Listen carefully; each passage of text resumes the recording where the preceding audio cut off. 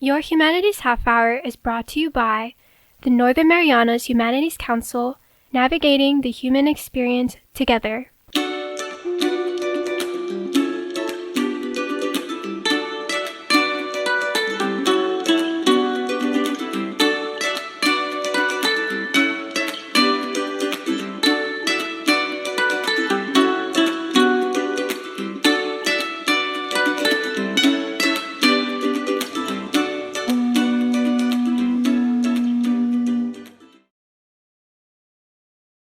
Hafade Tero, and welcome to Your Humanities Half Hour. I'm Catherine Perry, and today we are sitting down with the author of Seebees and Superforts at War, Tinian's critical role in the ultimate defeat of Japan. It's my pleasure to have back on the show the author, Don Farrell. Don? Thank you very much, Kat.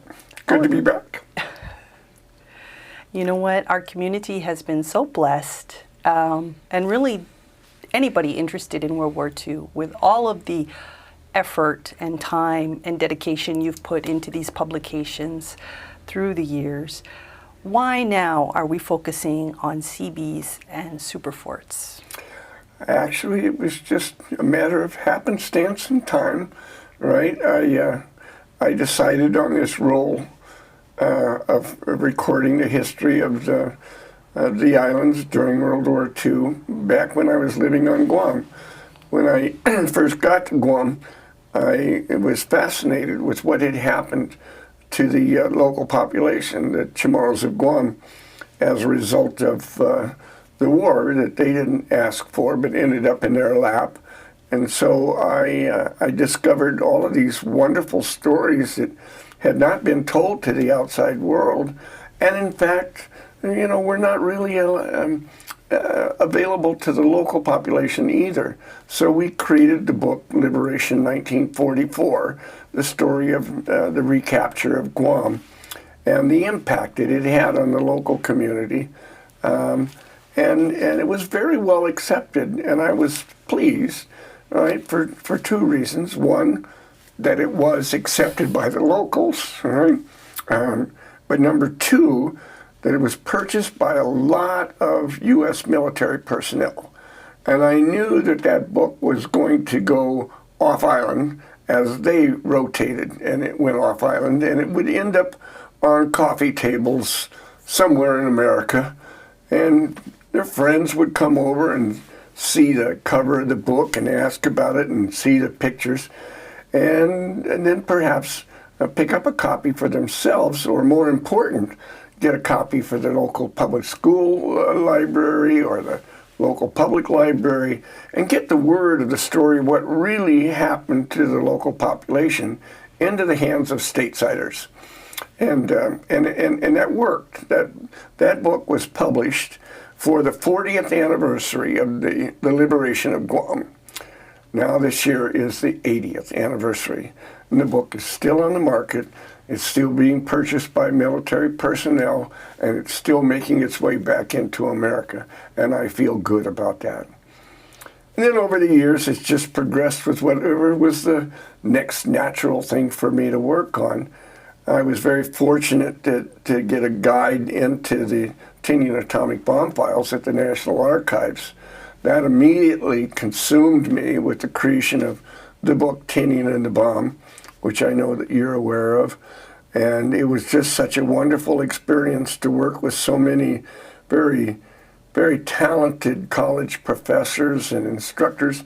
The people from Los Alamos Laboratory, everywhere I went, were quite pleased to be able to see this story finally published, right, in a format that the average American and whomever else, right, would be able to buy and read and tell the real story about how the bombs were actually assembled on the island of Tinian, and all these scientists had to take off their laboratory coats and put on army uniforms and come to Tinian and actually assembled the bombs on Tinian under combat conditions.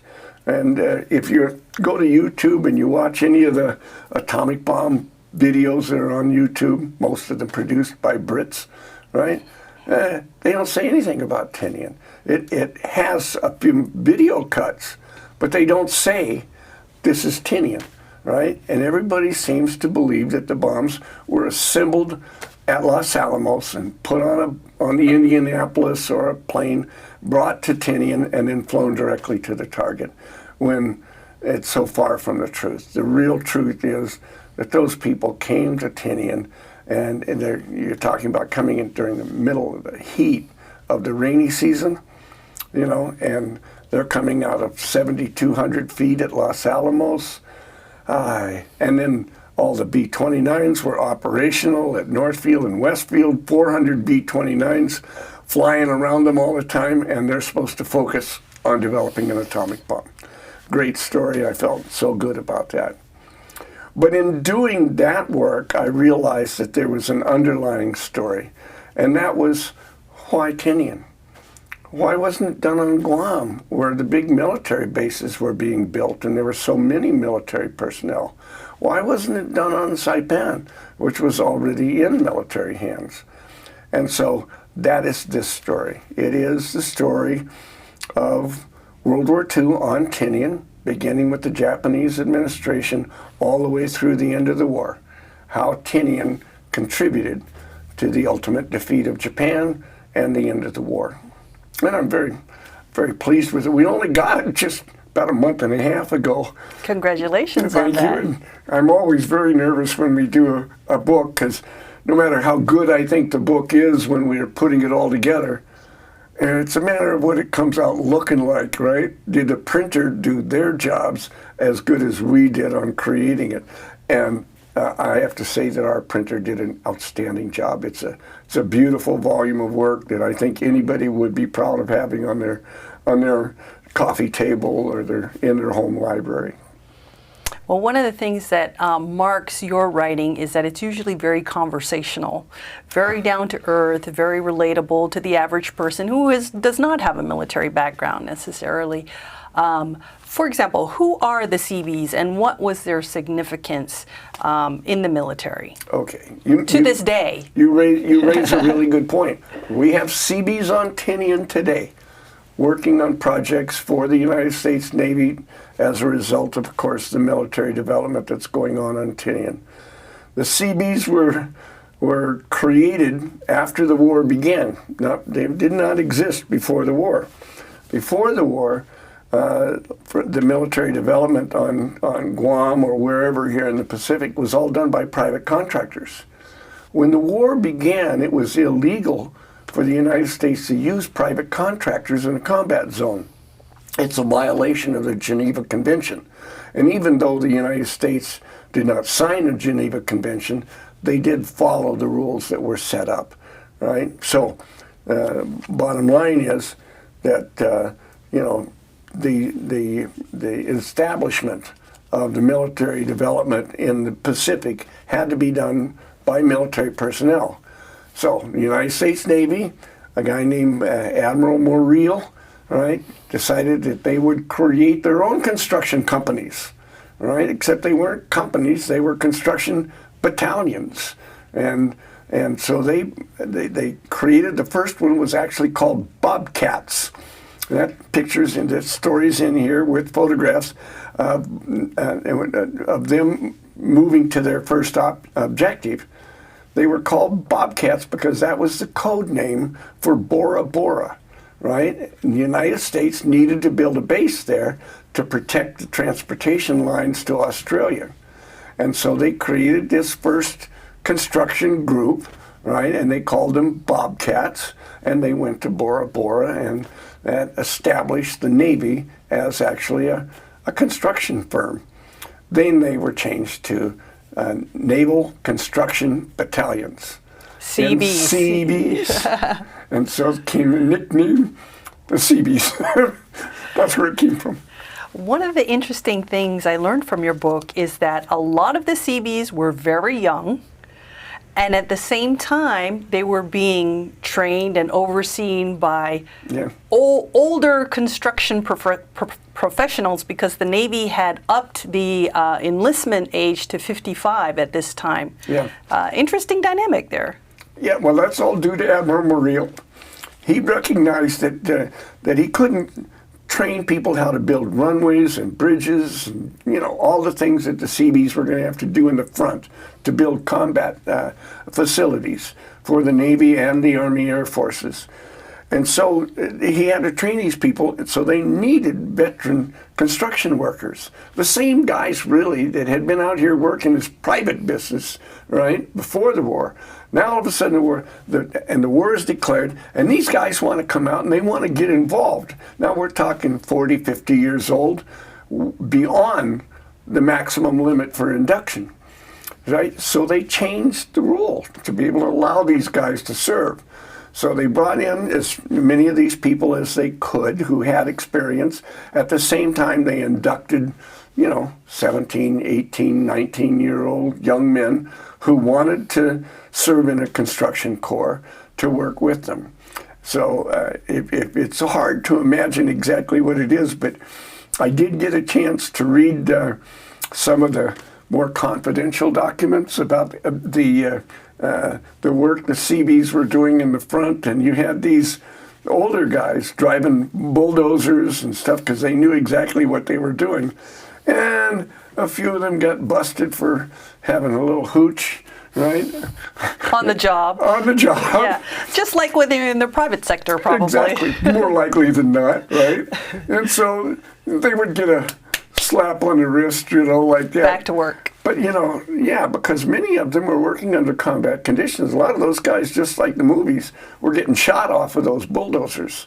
So, I mean, they were risking their lives, and they were not kids. So, you know, they gave them quite a bit of latitude. But eventually there were 200 or 300 battalions. Each battalion of Seabees had 1,100 men. Each was a self-contained unit. In other words, they had everybody in the unit necessary to build a runway or to build a road or to build whatever was needed. So different battalions of Seabees had different training and different experiences. As the Navy moved forward and they said, we're going to need a base on such and such an island, we're going to have a runway, we've got to have a port facility, then Admiral Muriel, in charge of the Seabees, would identify the appropriate battalions to be able to come and do that job. So on the island of Tinian, they ended up with 12 full battalions. Wow. With a whole series of special battalions. So as I put it in there, they had 12,500 Seabees with 1 million tons of dynamite. And they went to work. And when we come back, we'll talk more about the extraordinary timeline the Seabees were under in Tinian and the rest of the story after this break.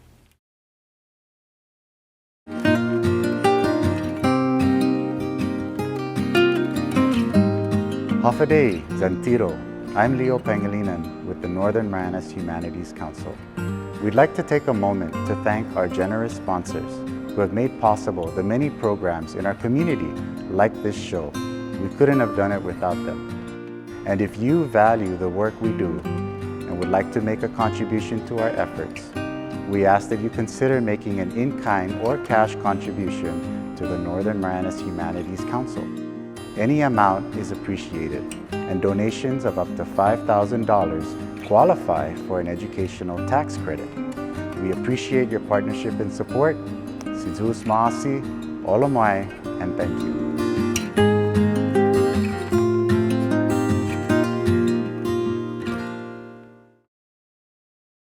Welcome back to Your Humanities Half Hour. We're chatting with Don Farrell. He's the author of his latest book, Seebees and Superforts at War.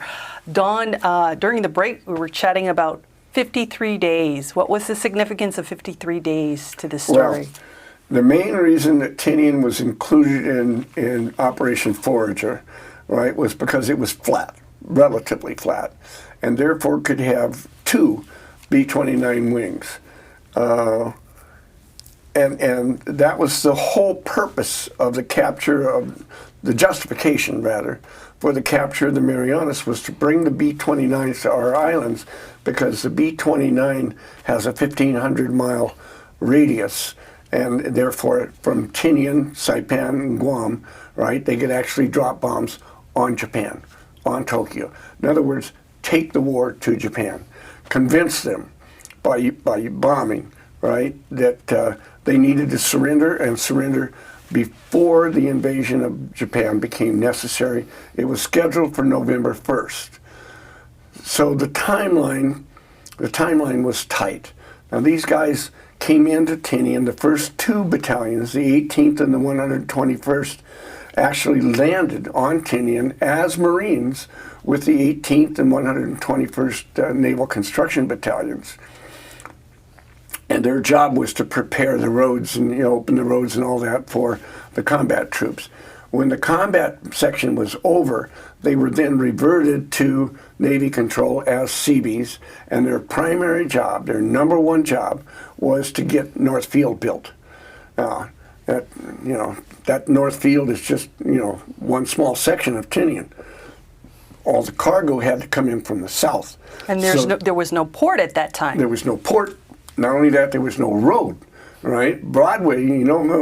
Today when you use Broadway, you go up Everybody and down uses straight Broadway coming down the middle of the island. When Captain Paul J. Halloran, the commanding officer of the 6th Naval Construction Brigade, right, got all of his information ready, he looked at the map and he says, okay, and he drew a straight line, right, from the harbor to North Field, and he said, make a road, right, among all of these guys.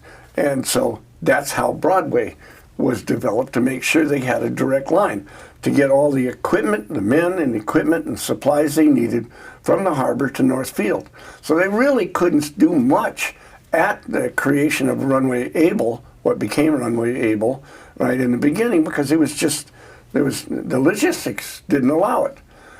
When it finally got ready to start, and they were going full-time on it, they had an obligation, they were given an order, right, to have Runway Able ready to receive the first elements of the 313th Bomb Wing no later than December 1st. By the time they started, that meant 53 days to build a runway that would be 8,500 feet long, 250 feet wide, paved, plus another 100 feet of compacted coral on both sides, plus all the hard stands to park a B-29. A B-29 weighs 130,000 pounds. If you don't have a hard-packed parking place, the plane will sink, right? So they had all of these difficulties. They had to work 2 shifts, 10 hours a day, 7 days a week, and in 53 days, they were ready to receive that first plane. It was called, plane was called Purple Shaft. That's it right there. Coming into land. And these Seabees, I'm going to turn this around so people can see the picture on the back. This is that same plane. Mm-hmm. Now these Seabees are from the 13th Naval Construction Battalion. They had the lead on that effort there at that runway. They had been told from the beginning that sooner or later B-29s were going to come in. They had no idea what a B-29 was. Right? Really? Nobody had ever seen them. It was a brand new aircraft. So they really didn't know what they were preparing the runway for. So when that guy came in, right, they were on the runway. They were working on the runway at the time they came in to land. They had to zoom down the runway just to chase everybody off of it, right, so that they could turn around and land. When they did, the Seabees were so excited they swarmed the airplane. And that's them right there. That day. Purple Shaft. Yeah. Cool story. This is more than just history to you. Yeah. Yeah. It's okay. It's cool. Look, I spent my life on this because these guys never had their story told. Now their story is told. Do you hear from people that you include, that you acknowledge in your books? Because you do make it a point. You said that you try to acknowledge people who may not have otherwise been mentioned or acknowledged. I do occasionally get emails. It makes me feel really good, right, from somebody. usually now, in the old days, when I first started working on this history, right, and there were a lot of veterans that still came back to Tinian regularly. And so I got to listen to their stories, and it all accumulated, right, from just listening to first-person stories. Then I did the homework, went to the archives and pulled out all the documents and the photographs and everything to fit it together to the story they told me, right? But even today, I do get emails from sons and daughters, right, who say, thank you for telling my dad's story. Yeah, that's what makes it worthwhile. There's no money in books, right, because by the time I print it, right, and add in the cost of you know, the travel to go collect the documents and everything else into it, there's no real profit left in it. But there never has been since we did the first book, right? The point is that people appreciate it, and that makes me feel good, right? It makes life worthwhile. That's all. Yeah. I think a lot of people are familiar with Operation Forager. The term Operation Forager to capture, for the Americans to capture Saipan. Saipan and Tinian. Well, it includes Operation Forager overall is Saipan, Tinian, and Guam. Okay. Right? And that story is then divided into two parts: the Northern Attack Force, the Southern Attack Force. Right. So we're in the Northern Attack Force. But your book also delineates, and it's actually divided by chapters into other operations. Oh yes. Can you explain that to us a little bit? The war happened one step at a time. Right. This could not have been predicted when we got into the war. The B-29 wasn't even off the drawing boards in 1941-42, right? They hadn't finished it. That's why it was so late, and that's why the time frame was so tight to put it into use, because General Hap Arnold, commander 20th Air Force, the guy that was actually the father of the B-29 program, knew that this could help end the war before an invasion of Japan became necessary. He convinced Admiral King, right, who was head of the entire United States Navy, that if he would capture the Marianas, they could put B-29s on the Marianas, and together they would take Iwo Jima, Okinawa, and then they would bomb Japan into submission. Right? If that had not worked, the result would have been today could not have happened if that didn't happen. The point is, had our Marines and soldiers had to land on the beaches of Japan, it would have been horrific. First of all, the defense. The Japanese still had 3 million men in uniform on the home islands, right? They had 10,000 kamikaze planes ready to use against us. More than that, though, the important part is, up until that time, no Japanese had ever seen an American, a Marine or a soldier. You know, if they weren't in uniform, I mean, I'm talking about civilians from the home islands, had never seen an American kill a Japanese. So by preventing this invasion, which would have forced our Marines to kill people defending their homes, from the south all the way to Tokyo, we never would have been able to establish mutual respect after the war. Today, as a result of that, today the strongest alliance in the Pacific is the U.S.-Japan alliance. And it started from day one because the Japanese did not reject our presence once the war was over and Hirohito said, it's time to quit, let's move on. Right? So he worked with General MacArthur. Together they created a new Japan. They rebuilt Japan as a significant industrial force and a close ally of the United States. So it was a result of the work that these guys did, right, to prevent the armed invasion, a horrible event that would have cost perhaps as many as 100,000 American lives, and who knows how many Japanese lives. But it also stopped the killing in China, right? The Chinese were dying like flies. Something like 30 million Chinese died during World War II, right? So it was a critical event, And it laid the groundwork for peace in the Pacific, which we've now enjoyed for the last 80 years. There would have been no tourism in the Marianas had that not happened. Had the Soviet Union gained control of northern Japan, as they did with Korea, as they did with Germany, partitioning Germany, right? There could have been no peace. And we would have never had a tourism industry, and we would have no defense today against communist incursion, right, in Asia. You live on Tinian, you drive Broadway every day, you take tours of visitors to Northfield. You also help organize memorial services at these iconic places. What can you say from your personal observation about the quality of work that was done by the Seabees 80 years ago? Oh, unbelievable, right? The fact that we can drive north on those roads, they're a little potholed now, but it's 80 years.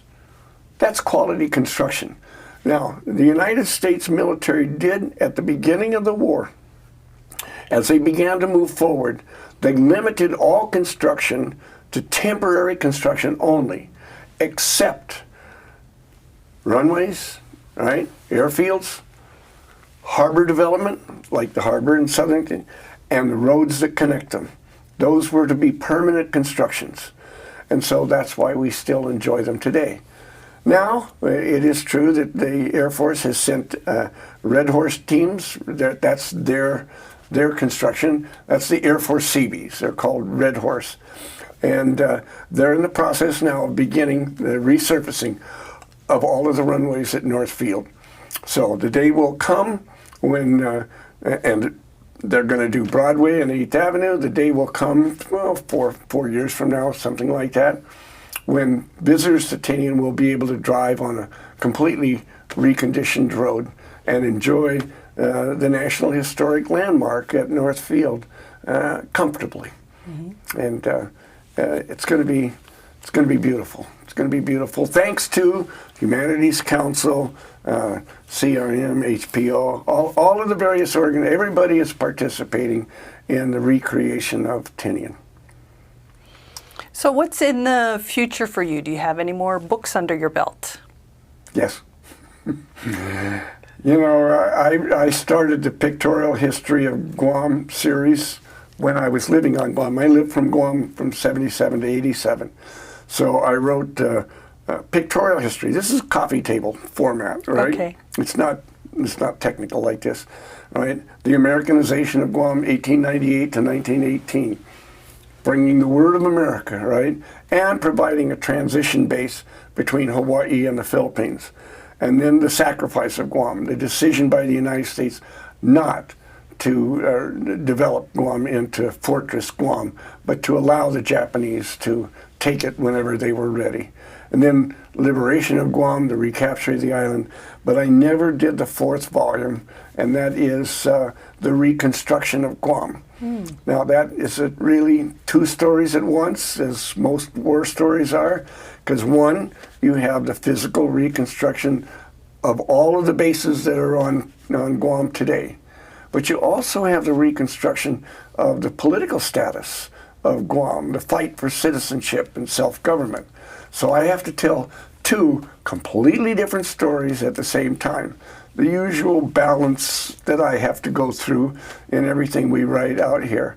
How to present the military perspective fairly to the military who were acting under orders from Washington, D.C., and at the same time adequately tell the story of the Chamorro fight for citizenship and self-government.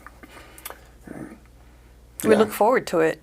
Oh, I think everybody will enjoy that one. Timeline? Where can people find this book if they're interested? It's at American Memorial Park Visitor Center and what do they call it? Marianas Creations. Okay, in Garapan, Saipan. Is it available online? It will be. We're working on it. Unfortunately, Amazon is not too enthusiastic about doing business with the territories. If you've ever ordered anything online, you know how they come up with that little thing and you pick which state, right? Sometimes you can't find us. There is no Northern Marianas on the list, right?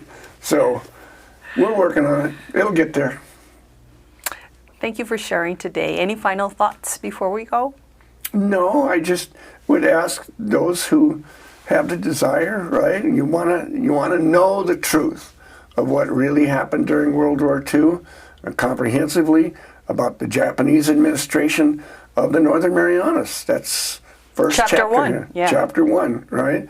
And so it is localized, right? But also perhaps pick up a copy and mail it to a friend back home and let America know about our history. Very good. Good tip. Good idea. Our guest today has been Don Farrell. Another great publication by him, Seebees and Superforts at War, Tinian's critical role in the ultimate defeat of Japan. This has been your Humanities Half Hour. I'm Catherine Perry.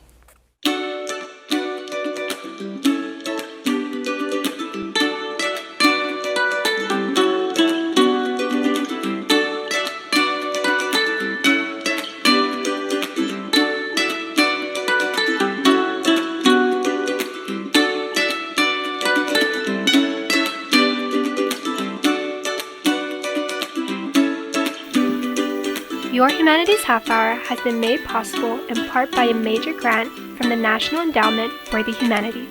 Democracy demands wisdom.